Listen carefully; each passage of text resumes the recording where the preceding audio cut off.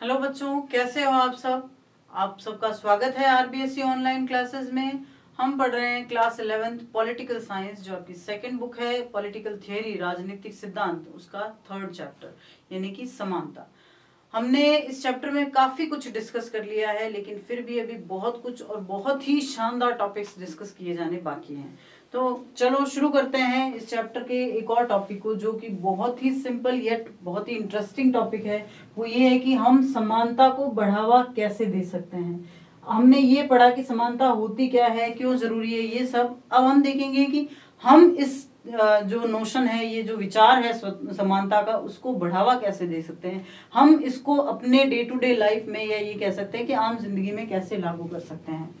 ये एक बहुत ही महत्वपूर्ण प्रश्न है कि जब समानता व्यक्ति की गरिमा के लिए इतना महत्वपूर्ण है, तो उसमें सुधार के लिए हमें क्या कदम उठाने की आवश्यकता है। कार्ल मार्क्स ने क्या कहा था कि संसाधनों पर जनता का नियंत्रण रखा जाए। ये कार्ल मार्क्स का सुधार था, मतलब कहने का कि एक सुझाव था। हम क्या कर सकते हैं उस पर हम आज डिस्कस करेंगे। This is a very important question, that when equality is so important for the dignity of individual, what steps should we need to take to improve equality? Karl Marx has given a suggestion to have public control over resources. ये उन्होंने अपना suggestion दिया था। Karl Marx और Frederick angel की जो book आई थी the communist manifesto, इसको तो धर्म ग्रंथ की तरह पूजा जाता है। जो साम्यवादी हैं या जो समानता के पुजारी हैं, वो इस किताब को धर्म ग्रंथ की तरह पूजते हैं, क्योंकि इसमें समानता को जितना महत्व दिया गया है इस किताब में शायद कहीं नहीं दिया गया। तो जब हम बात करते हैं कि हम इस समानता को बढ़ावा कैसे दे सकते हैं, हम कैसे ये सुनिश्चित कर सकते हैं कि हमारे समाज में जो समानता का विचार है वो आगे ले जाया जाए, तो उसके कुछ डिफरेंट स्टेप्स हो सकते हैं जो हमें उठाने होते हैं। अब चलिए बात करते हैं कि हम इस चीज को, या हम समानता को बढ़ावा कैसे दे सकते हैं।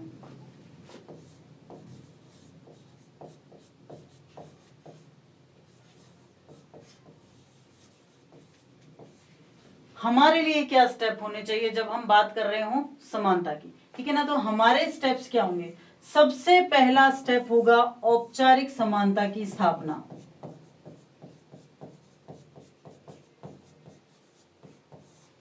औपचारिक समानता की स्थापना।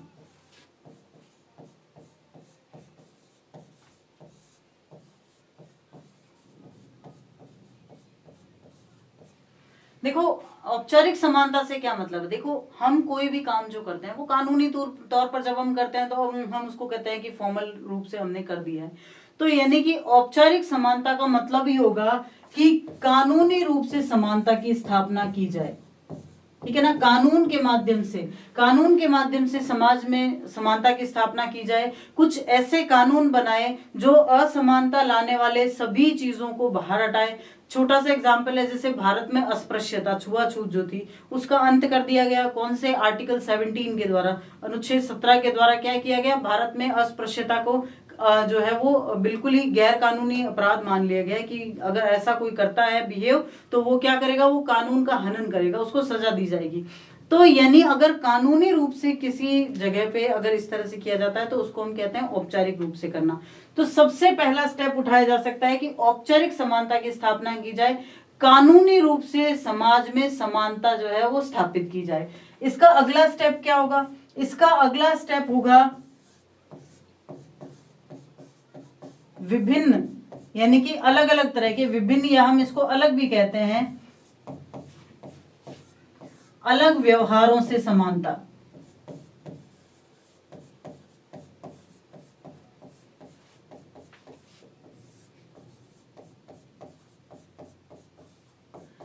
अब ये थोड़ा सा सोचने वाली बात है कि अगर हम किसी के साथ अलग अलग व्यवहार करेंगे तो समानता कैसे आएगी। अलग अलग व्यवहारों से समानता का मतलब है, कोई व्यक्ति जो है कहीं काम कर रहे हैं, अगर दो व्यक्ति, तो हो सकता है उनकी कंडीशंस अलग अलग हो। फॉर एग्जांपल, किसी ऑफिस में एक लेडी भी काम कर रही है और एक मेल काम कर रहा है, एक आदमी है एक औरत है, दोनों काम कर रहे हैं, लेकिन क्या दोनों की फिजिकल कंडीशन सेम है। बाय चांस वो लेडी प्रेग्नेंट हो जाती है, तो जब उसको बच्चा होने वाला होता है तो शायद उसके काम करने की सिचुएशंस उतनी इजी नहीं रह जाती। तो उस समय अगर उसको कोई प्रायोरिटीज दी जाती है, उस समय उसको अगर कोई सुविधाएं दी जाती है, तो क्या आदमी उस चीज को कंपेयर करेगा कि उसको ये सुविधाएं दी जा रही, मुझे नहीं दी जा रही? माँ बनने का जो काम है वो तो सिर्फ एक लेडी ही कर सकती, वो आदमी नहीं कर सकता। तो ऐसे में उस औरत को जो सुविधाएं दी जानी है, क्या वो आदमी और उस औरत के बीच में असमानता पैदा करेगी? बिल्कुल नहीं।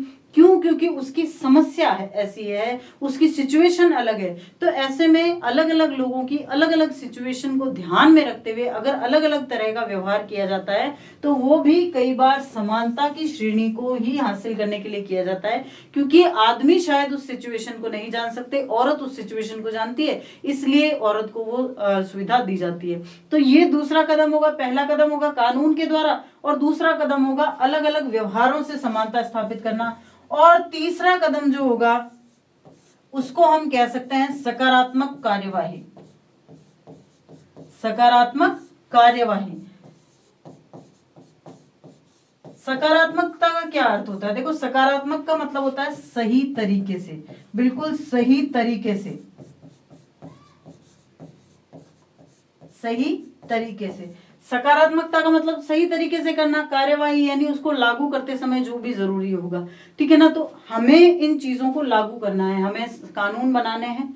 फिर उसके बाद में हमें कानूनों में ये भी ध्यान रखना है कि अगर लेवल अलग अलग है तो उनके साथ अलग अलग तरीके से व्यवहार किया जाए। और फिर तीसरा स्टेप होगा सकारात्मक कार्यवाही, उन कानूनों को उस तरीके से लागू किया जाए। अगर कोई उन कानूनों का हनन करता है, चाहे वो कोई भी हो, तो उसको बराबर सजा मिले।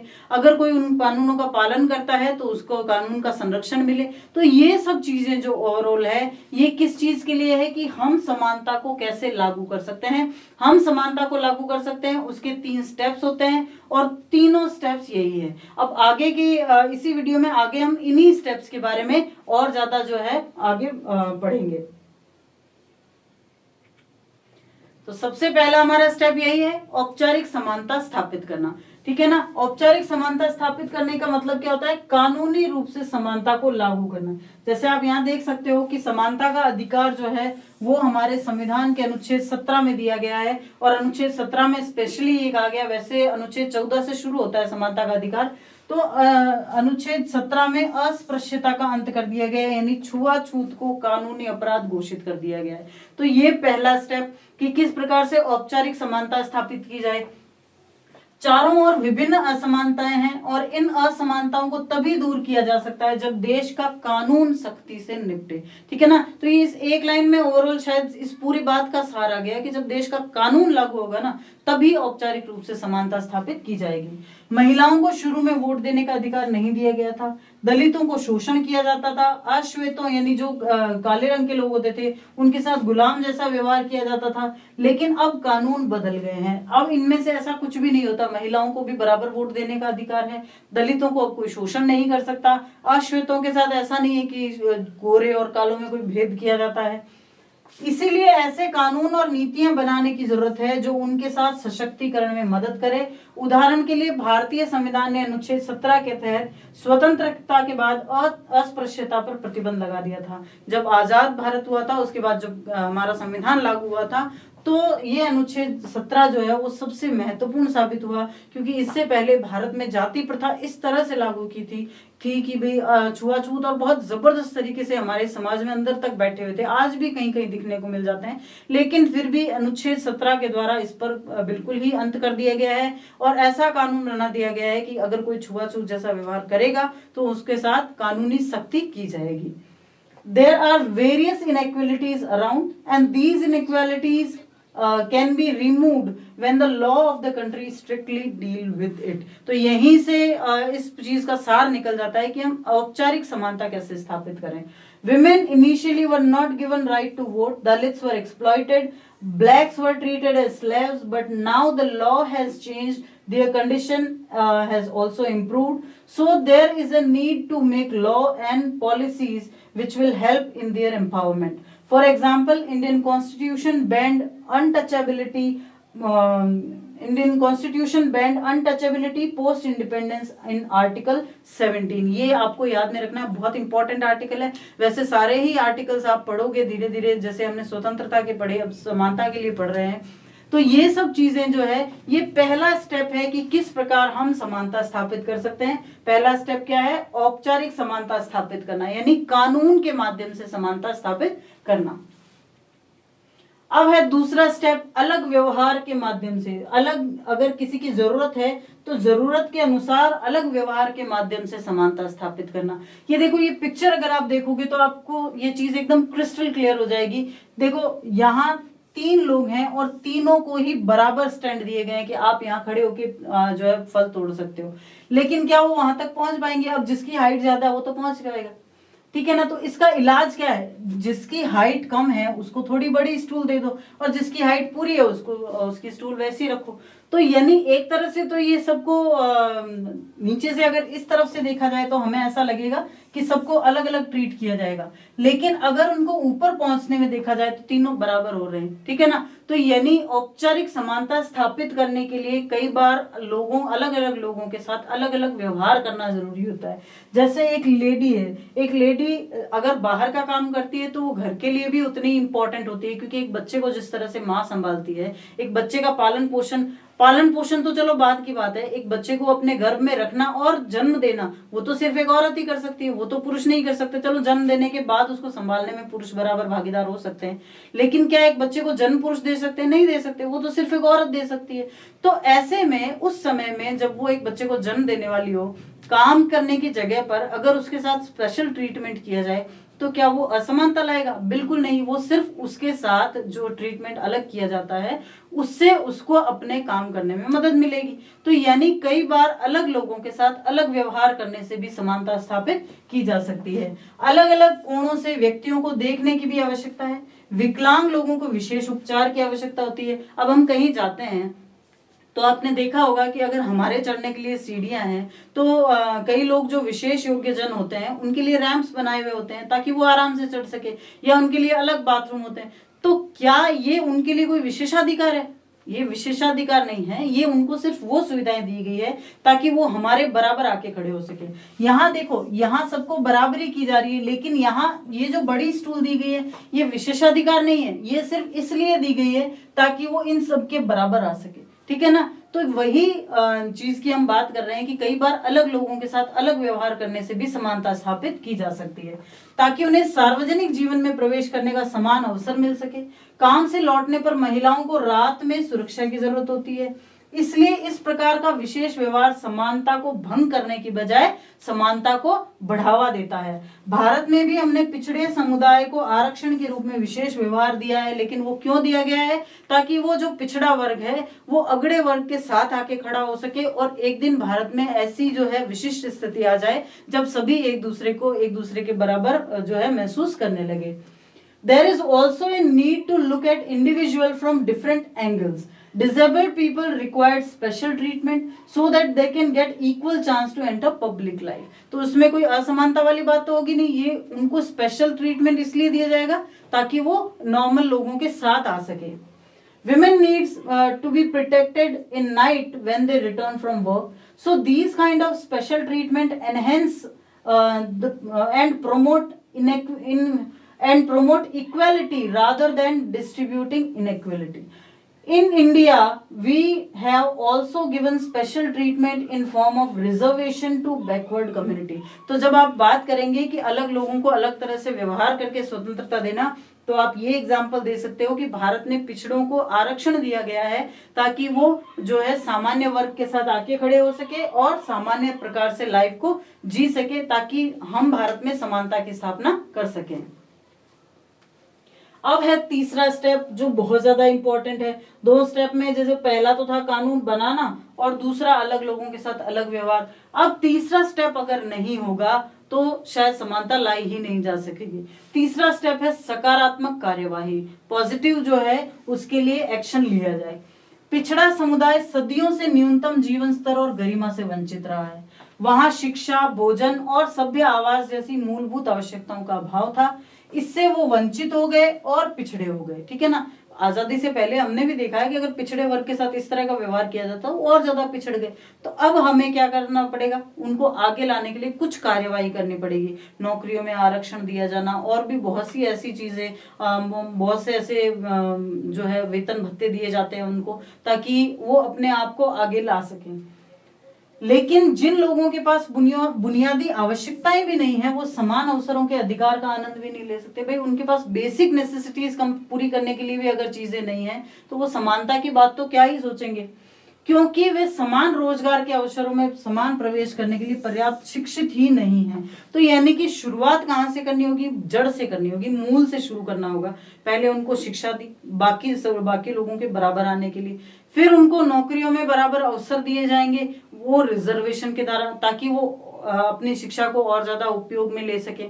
तो कहने का मतलब सिर्फ कानून बनाना और उसके लिए अलग व्यवहार लागू करना ही पूरा नहीं है, उसको अच्छे से सकारात्मक कार्यवाही द्वारा लागू किया जाना भी जरूरी है। Backward community has been deprived from minimum standard of life and dignity since ages. आज से नहीं हो रहा, ये सालों से हो रहा है, सदियों से हो रहा है। There was lack of necessities like education, food and decent housing. This led them towards deprivation and they become further backward. Post-independence, our constitution granted equal rights to all, but people who do not even have the basic necessities, they can't even enjoy the right to equal opportunities because they are not educated enough to enter into equal employment opportunities.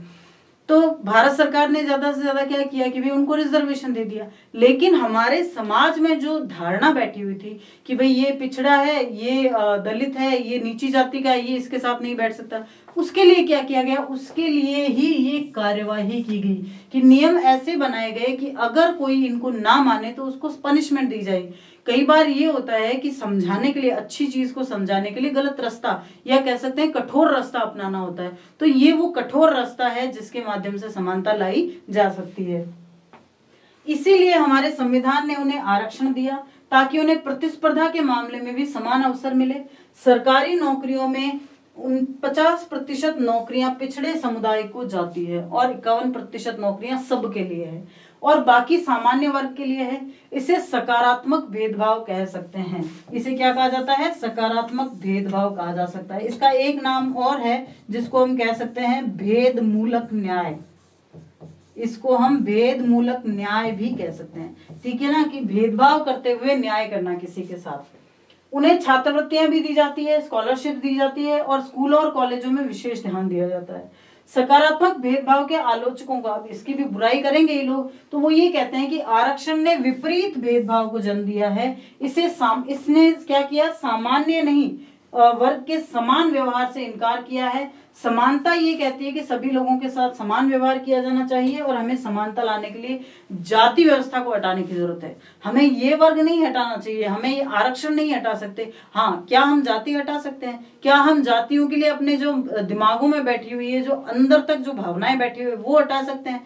अगर जिस दिन हम वो हटाने में कामयाब हो गए, उस दिन इस प्रकार के किसी भी भेदमूलक न्याय की आवश्यकता ही नहीं रहेगी। क्यों? क्योंकि हम एक दूसरे के बराबर आ जाएंगे। तो आज के वीडियो में इतना ही। हमने जाना कि किस प्रकार से हम समानता को अपने समाज में, डे टू डे लाइफ में लागू कर सकते हैं। ये हम नहीं कर सकते, ये सरकार का ही प्रयास होते हैं जो पहले कानून बनाए, फिर उन कानूनों को परखे कि क्या वो सबके लिए इक्वली लागू किए जा सकते हैं। अगर नहीं तो जिनके लिए नहीं किए जा सकते उनके लिए अलग कानून बनाए और उसके बाद में उन कानूनों को कठोरता से लागू करें। ये सभी होने के बाद ही हम आशा कर सकते हैं कि हमारे समाज में जो है समानता अच्छे से लाई जा सकती है।